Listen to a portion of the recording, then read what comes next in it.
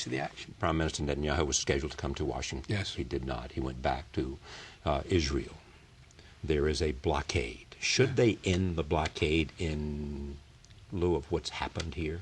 I think Israel has an absolute right to deal with its security interest. I put all this back on two things. One, Hamas, and two, Israel's need to be more generous relative to the Palestinian people who are in trouble in Gaza. Let me explain that very briefly. Sometimes, because we deal so much with the Middle East, which you know so much about, we have to remember how we got here.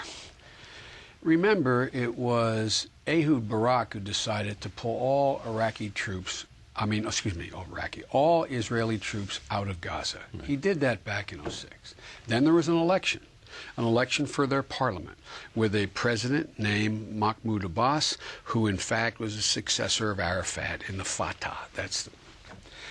That produced a majority of members of the parliament, which was the West Bank and Gaza, of Hamas.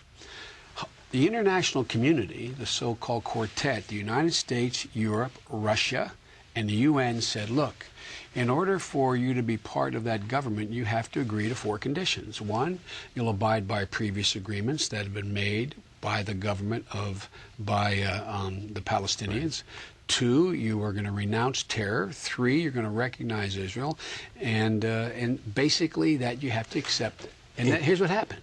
They then got in a fight among themselves. They physically took over by force of arms, killed members of the existing government, exiled them, took over and started firing rockets into Israel. Over 3,000 went in last year. And as we put pressure in the world, put pressure in Israel to let material go into Gaza to help those people who are suffering, the ordinary Palestinians there, what happened? Hamas would confiscate it, put it in a warehouse, sell it.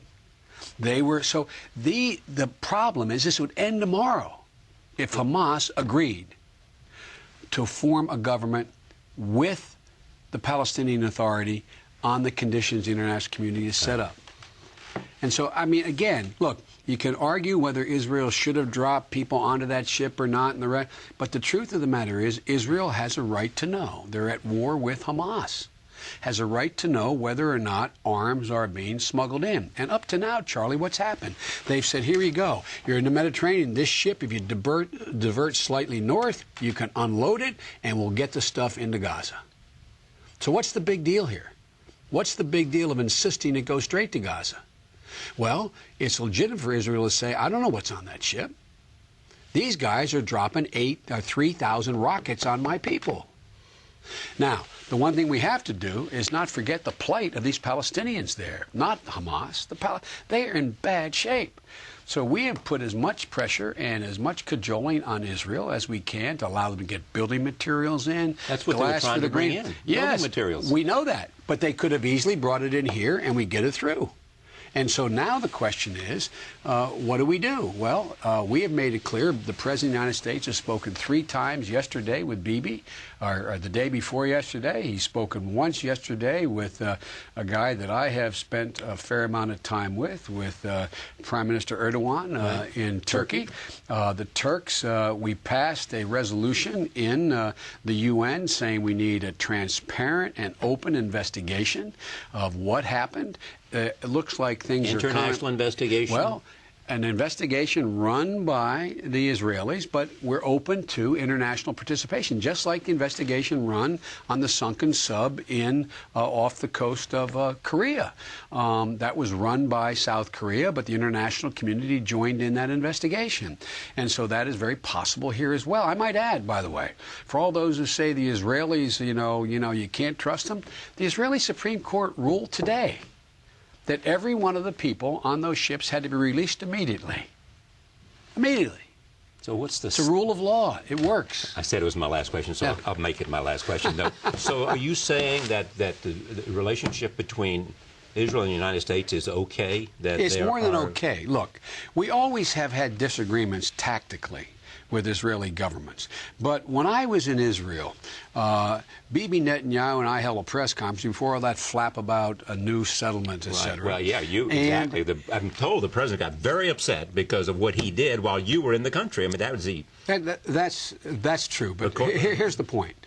We stood there at that press conference. I was making a major speech at the University of Tel Aviv, major, meaning laying out U.S. policy. And Bibi pointed out that no administration in history has been as upfront and supportive of Israel's security as this administration. We've done everything to provide missile defense. We've made sure they maintain their qualitative edge. There's a new program they call Iron Dome that we're helping fund for them to be able to protect themselves. We have joint maneuvers.